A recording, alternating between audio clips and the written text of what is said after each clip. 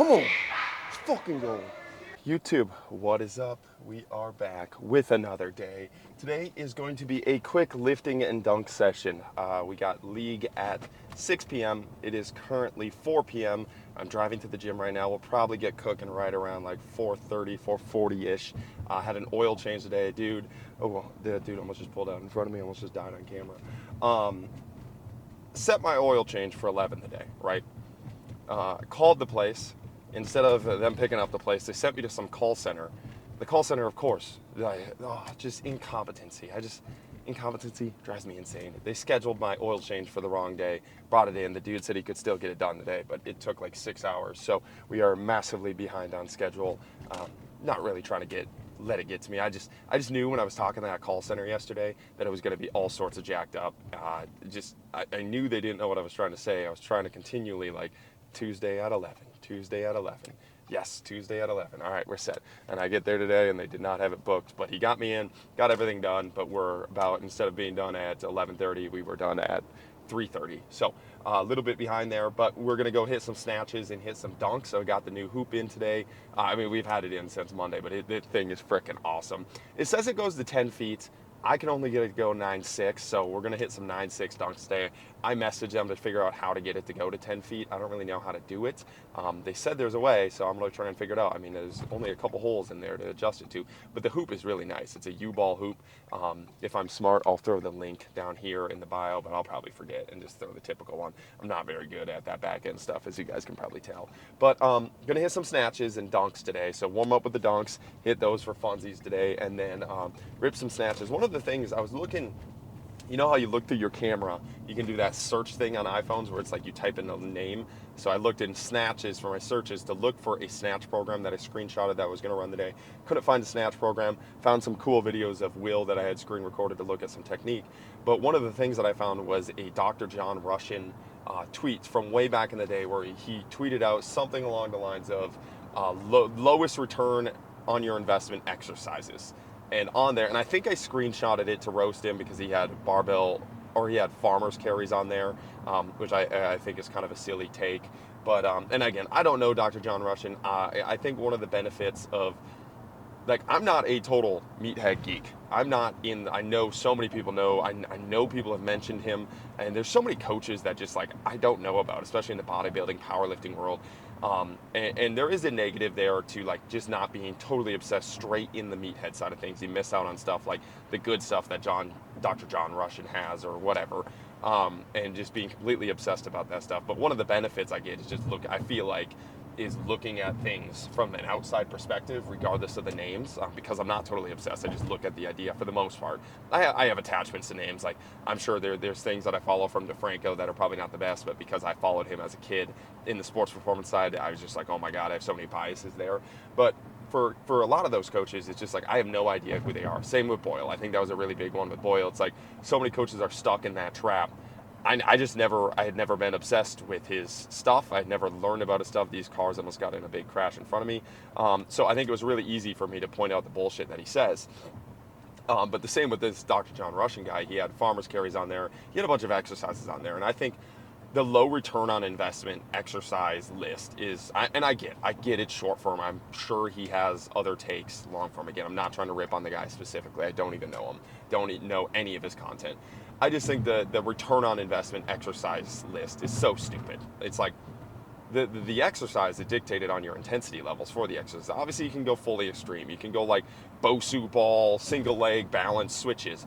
But again, that could be something that you do for 1,000 reps for the foot, and maybe you get a stimulus out of there. But I just think that the looking at the return on investment thing is a really silly take on exercises, because you can get, a heavy barbell farmer's carry, a heavy carry, is going to give you a huge stimulus. Doing a farmer's carry with 30 pounds, like most people do, is a stupid take. Like, it's a stupid exercise. But doing a barbell squat with 30 pounds when you can do 300 is also a stupid exercise, right? So I think looking at exercises in the form of return on investment is a dumb way to look at exercises.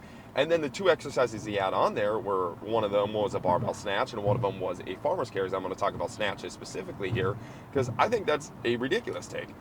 I used to be anti-Olympic lifting for sports performance, and I one of the biggest reasons for it was strictly just because of how much coaches were promising Olympic lifts would give you. So I was trying to like go on the other side, and it was like coaches would promise if you got good at Olympic lifts, you would get good at your sport. And I think that's a really dumb take. I do not think that's a smart take. But the one thing Olympic lifts have really, really, really helped me with is when I am running low on time, I know I can go in there and I'm going to get a hinge, a squat, and a pull exercise all done within like 15 minutes, right? So like if it's the only exercise I get done that day, I'm stimulating the body almost entirely and getting a really good stimulus to a lot of the parts of the body, right? So I think to say these exercises are really low return on investment, just looking at the return on investment argument in and of itself is a stupid like look on the argument in and of itself. But to say snatch is a low return on investment is a really, really dumb exercise because I use the snatch, I use Olympic lifts right now when I am running low on time, specifically for the fact that I can get a ton done in a short period of time. I can get a ton of stimulus done in a really short period of time. So I don't agree with that take. I think it's a silly take. I'll kind of show the tweet there. But again, I don't know Dr. John Rush, and he probably could be a great dude. Maybe he's an idiot. I don't know. Maybe he's like one of the go-to guys. I would have to look at his page. Probably should have looked at his page before I went on that rant. But same with the farmer's carries. I think farmer's carries, you can, if you go really, really heavy on a farmer's carry, it is an exercise that you can get a shitload of stimulus done in a lot of parts of the body where it would be hard to mimic. It would be hard to get all those things done doing like one exercise. I mean, obviously you got like a deadlift is another good one, a squat's another good one, all your main ones. But I think farmer's carries and snatches and Olympic lifts can be a really big bang for your buck exercise choice. And again, a lot of it depends on the stimulus that you're putting into that exercise, and that goes for every exercise. And on that kind of rant, it kind of ties into the whole thought process of like if you're doing two things in an exercise, you're getting no, like the thing where it's like if you're doing two things and you're getting two things done in an exercise, you're getting nothing done in an exercise. Again, I think that's super silly. Like I think that's a super silly argument. It's used against farmers carries a ton. It's used against Olympic lifts a ton. It's just, man, you can get it, just go do them, man. That's probably my biggest argument. That's probably what I'm going to end this rant with. Go do a really, really heavy farmer's carry. Tell me you're not getting a lot out of that. Tell me you're not getting a stimulus done there. Go do a heavy Olympic lift session. Tell me you're not getting a lot out of there in a really short period of time. All of these exercises choice, it depends on your intensity, the volume, and the weight that you're using, right? If you're pushing at a high RPE, at a high percentage of your max, for most exercises, or for a high amount of volume, if you're going like move your joints type rep, I think you can get a ton out of a lot of exercises. And I think looking at a return on investment, swearing off exercises because you get two things done instead of one thing done, I think it's a stupid way to look at exercises, and I don't agree with it. So we're feeling pretty good. We haven't done much today exercise-wise. We haven't BP'd, but we're gonna go snatch, dunk. Then we got BP session after the dunk, and then we got league, and then we're hopefully going to get some accessories later after. And if we do, that's great. If not, we'll bump it back to tomorrow and run sprint day and some accessories tomorrow. But let's get the snatching. Let's get the dunking. Let's do it.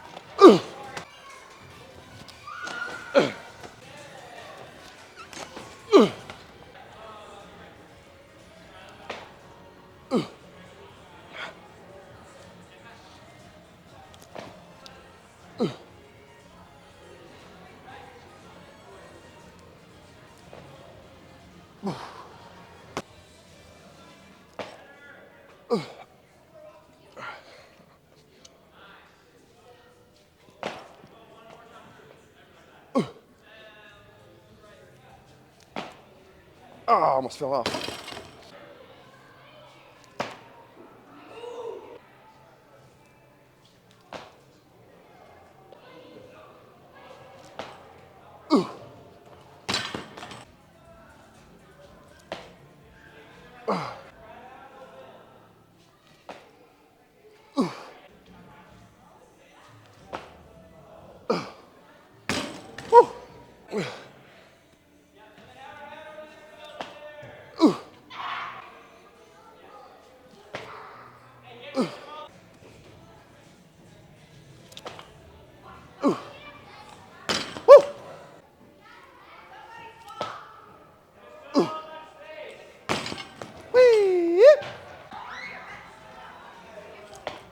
Easy, let's fucking go.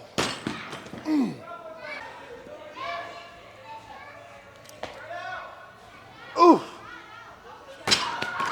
Whoa!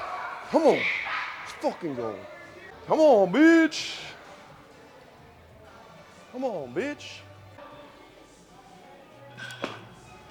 You got that. You got that. Come on.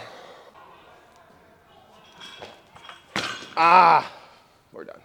Owie. Yeah, we're done. All right. Shoot, we're good. That was a good day. Let's go, dude. That was a big hang snatch PR. That was a total snatch PR at 205. We missed 210 a couple times. Ah, man, it is I'm such a head case with snatches. It's like if I get to a point, and I understand a lot of it's not the mental part, it's the physical part and the technique part. But it's like I get to a point where I miss it and I just can't come back from it. I got to get over that. It's a very big inhibition. I miss it once, I feel it in the elbow once, and it goes away. But that was a massive hang snatch PR. Really cool things happen when you don't just crush yourself for 4 hours before you go snatch. But that felt amazing. The hang snatches felt really, really good today. Elbow felt pretty decent. As I started to get heavier and I think the technique kind of fell off, kind of felt it a little bit more in that elbow, but felt really, really good today. Pretty pumped about that hang snatch PR. And again, it's after 2 weeks. It's just probably, I think it's the last 2 weeks were probably the worst weeks of Olympic lifting I've had in a long time. So that kind of not justifies, but cements the thought process I was talking about last week, where it's like a lot of times that PR you are looking for is right around the corner. You just got to stick with it. As long as you're getting some data points of progress, as long as things on you, like you have something. Like if your whole program's trash and nothing's working and you feel like shit, it's probably time to change programs, right? But if it's just a couple bad days or a couple weeks of you're hitting a plateau, you're doing something, a lot of times you just got to press through. And the worst thing you can do is switch everything up in that moment, right? A lot of times that PR is right around the corner. And case in point here, again, I think that was a 25-pound hang snatch PR. I can't confirm it, but I think I hit a 190 hang snatch PR before, and that was 205. So, shoot, that's not 25 pounds. That's 15 pounds. I'm dumb. Don't listen to me. A 15-pound hang snatch PR, which is pretty cool, and a 5-pound total snatch PR. I snatched 200 once, and now we just did 205 with the hang snatch. So that's pretty cool. Pretty fired up about that. I'm gonna go hit BP, show the BP reps after this, and then we got league. I don't know if I'm gonna get to record any of the league swings, but it would be cool if I could, and throw all that in there. And if we get some of the accessories, we'll get some of the accessories in after that. If not, we will record them the next day and do a sprint day. I got to do my sprints, the track day tomorrow for sure. Get those in. We're going to do it today, but again, the oil change kind of messed it up. But pretty pumped over that hang snatch PR. Let's get the BP. Let's do it. All right, then we're getting into some BP here. Working on the push. We're going to go push, middle, pull, typical BP session for us. Really been struggling with this push swing. It just feels like good results, but it just feels jammed, like I'm not really getting there. I was talking to one of my coaches for softball. I know having a coach for softball is kind of crazy, but Kyle really been helping me out with my swing, and he's talking about how I'm waiting just a little bit, and my timing's a little bit off. And I've been feeling that kind of all week, and you'll see in these game swings, same thing. I'm just a little bit antsy. I'm not sitting and loading into that back foot, kind of just throwing the hands at it again. I kind of have enough power to make up for it, but as competition kind of grows, it's going to be harder and harder to get away with some of the stuff that I get away with. Just hitting the ball hard and hitting the ball far rather than putting it exactly where I want to. This middle swing is actually was nice there, which has been kind of new for me. I've typically been living push-pull this year. The middle swing's kind of been my home run swing. I've been kind of trying to lay off of that. Then we get to some pull swings, getting that cut. Again, you see me just reaching even just a little bit here. Too many home runs, not waiting for the ball. It's just kind of getting it a little bit too far out in front of me. The foot's down before the hands go. And you'll see why that's coming up here and why that's so important coming up here in some of the game swings, where instead of hitting like 400-foot bombs or that cut swing, it kind of just ends up being like a 310-foot bomb, which is, it's all right. It gets the job done, but isn't ideal. Here's the farthest swing of the day. This one was actually felt really good. I waited. I was patient. Here's bases loaded, reaching here. Again, this one went 310. It got the job done, got the ball over the fence. But I just got to sit, man. I got to sit and drive that ball. Here's Ben. He gets robbed here with this driving catch, but I like showing his swing because he has one of the prettiest swings that I enjoy watching. We got a push swing here for another bomb. Our team wasn't really hitting bombs, so they just kind of told me to swing for them. So we're going to push swing. That one's a little bit better. Ben does a really nice job staying top hand strong, ripping through here. And then what do we got here? This is really where you see the timing mess up. Hit the ball hard at the shortstop with bases loaded. Just can't do that. That's going to be a double play. Same thing here, just a little bit out in front of it. I like ripping the ball hard and through the infield, but I can't do it right at a guy like Ben's hitting that line. And then we're taking a walk. So all in all, not a terrible BP and hitting session, but the timing's just a little bit far off. And I think that's one of the things that kind of drives me a little bit insane with softball is like it's such minute details, such minute timing that if you're off just a little bit, those mistakes get exaggerated in the game. But it's all a work in progress, and we'll keep chopping wood. Let's get it.